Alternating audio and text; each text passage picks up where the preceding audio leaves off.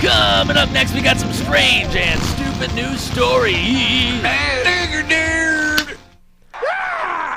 Dean scream. Nice. I had to toss that one in there. Yeah, it sounds good after that. So, we've got some crazy stories. I'm sure you do. You usually come up with some pretty good ones. Yeah, some of these are just ridiculous. All right, so there's a cat woman on the prowl. Oh, really? Oh, yeah. Let's hear about it. All right, so she's a serial stick-up artist. Serial stick-up artist. Yes, with a love of disguises. Like, so, she literally, like, holds people up?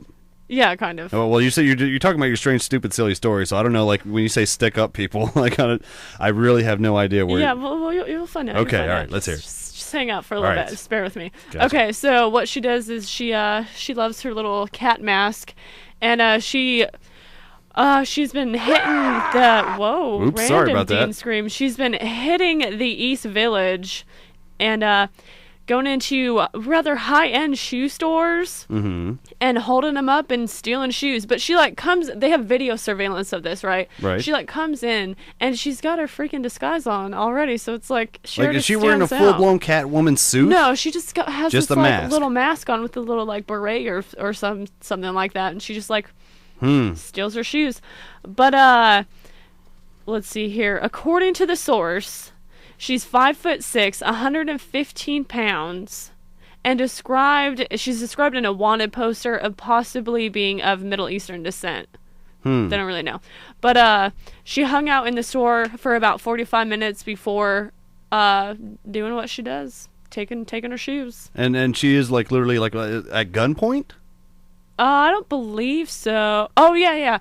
Sorry, I read these like a couple days ago. She says something like, "Give me the money, I have a gun," and then in a note, and then they were like, "Oh, okay, whatever," and they gave her money. She got away with like $86 last time. Ooh, that's it. Like, oh, big wow, time criminal good job. there. It's awesome.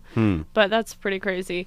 Yeah, the fact that she's feels compelled to use a Catwoman mask of all things to hide her face, it's you know, just weird. Yeah. Okay, and.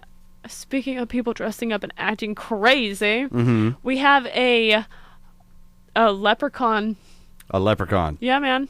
All right. It's going down in Boulder, Colorado. I'm interested. In Boulder, Colorado, there's a leprechaun. Which, if you've ever been to Boulder, which I used to live in Colorado, right? Boulder is full of crazy people, trust fund hippies, and the whatnot. So Boulder's a very interesting place. So police are seeking a mischief maker dressed as a leprechaun in Boulder, Colorado. Police are responding to reports of a man leaping between cars in a Colorado supermarket parking lot. And the Boulder Police Chief Fred Gerhardt said that witnesses on Wednesday reported a man dressed as a leprechaun and pretending to shoot people with his fingers. So he's making a little, going, pew, pew. Okay. You know, just being stupid. That is pretty stupid. Witnesses told police that the man also has made obscene gestures, which I assume are obscene hand gestures. Yes, which I would assume we is know the what finger. those are. Right, giving people the bird. That's right. All right, anything else on stupid, silly, strange news stories? We've got it. Whoa, I'm knocking my mic all over the place. It's getting crazy in here. I've also got another story from Colorado. Okay. Woman blames a vampire for car crash. What? A woman who drove her vehicle into a canal told police that she had been startled by a vampire standing in the middle of the road. First of all, is this daytime or nighttime? Does it say? Nighttime. It was nighttime? Nighttime, yeah. So how did she know that it was a vampire? I don't know, because she's wasted face, probably. Even though the article says that the police don't think that drugs or alcohol were the problem. But I'm sorry. When did this happen? I got the article on the 30th, so it happened like a couple of days ago. I wonder if it happened on the night of the Twilight release. Dude, that came out. That was Tuesday night. Tuesday night. They did it like Tuesday at 12 at midnight. And today is Thursday, so that would have been like 2 days ago. Maybe, I don't know. Yeah, maybe. Or maybe it's just like people getting stoked. They're having pre-Twilight release parties. Well, that was also why I asked. That's interesting. I was kind of wondering if it was within the last couple of days, because of that. But I was also wondering if it was during the daytime and she saw some guy standing on the side of the road with his shirt off and he was sparkling. Yeah. So I'm so scared. Yeah. Wow. No, okay, right. So the woman was driving her SUV along a dirt road in Colorado's Grand Valley region on Sunday when she saw a vampire standing in the middle of the road. right? Startled by the appearance of the undead fiend, she immediately threw her SUV into reverse. What? And, yeah, I don't know. Okay, I would be like, whatever, and run that thing over. Because it's probably not real. You're just tripped out. You can stop and then go into reverse, but I've done this before by mistake. But if you throw your car into reverse while Isn't you're it like driving, violent, like... no, it'll like literally like blow your transmission out. Oh, okay. Yeah, your gears will just go and you're done. Oh, that's terrible. Yeah. Well, okay, her throwing her car into reverse, right? Put her car straight into a little like canal type deal. Gotcha. Like a ditch, sort of. Okay. You know, it says canal, but I bet it's just a ditch. And the woman apparently wasn't injured, but subsequently ravaged by the vampire. She was not. Okay. I'm just wanted to throw that in there because I wanted to see your face. She wasn't. What? She was not. No, she didn't get hurt by a vampire. All and right. her husband arrived to take her home because, you know, she's probably all upset. But there were no other witnesses who reported seeing the vampire, right? It was all just like in her imagination. Pretty much. And troopers who arrived at the scene found the woman's vehicle in the little ditch, and they're unable to track down the vampire, and police don't think drugs were a part of the incident. But my favorite thing was when I saw this online, like, you know how you can add little comments to news stories? Right. The first person from Freeport, Illinois, put, "Did it sparkle?" Imagine and I thought that was hilarious. That's what I have to say about sparkling vampires. Oh, yeah, that's what I had to say about sparkling vampires, too. All right. Well, we're going to go ahead and move through a very short break, get to your concert calendar update, courtesy of Karen Killowatt. Oh, yes. Don't we want to say congratulations? We do, actually. Thank you for that. I want to say congratulations to Wes in Sapulpa. He called in. He was caller number 6. And I did want to say something to caller number 5, whoever you are, and if you're still tuned in. They're probably mad. They're like, whatever. Yeah, I pulled the caller number 5. I said, 91.3, do you know which caller you are? And he's like, number 6. I went, no, number 5. Click. So, yeah. So sorry, dude. I just, having fun with you. No offense meant. Anyway, so we're going to roll through this break, get your concert calendar. When we come back, some Flatfoot 56, a little thing we like to call Born for This. Keep it here. This is Culture Shock on 91.3. Real College Radio.